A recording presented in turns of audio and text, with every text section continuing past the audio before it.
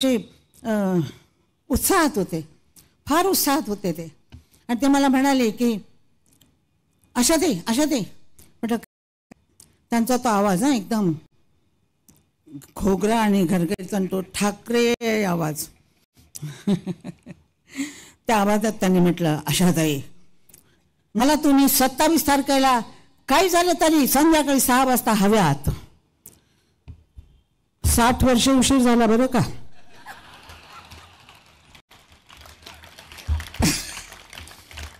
तर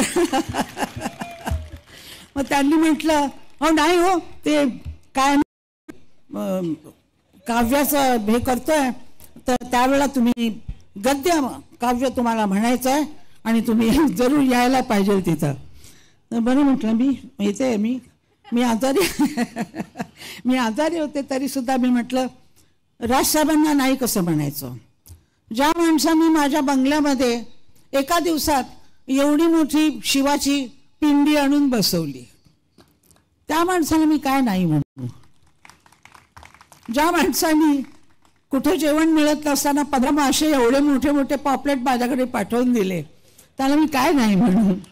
तो दोस्त आहे आणि दोस्ताला कोणी नाही म्हणतं का.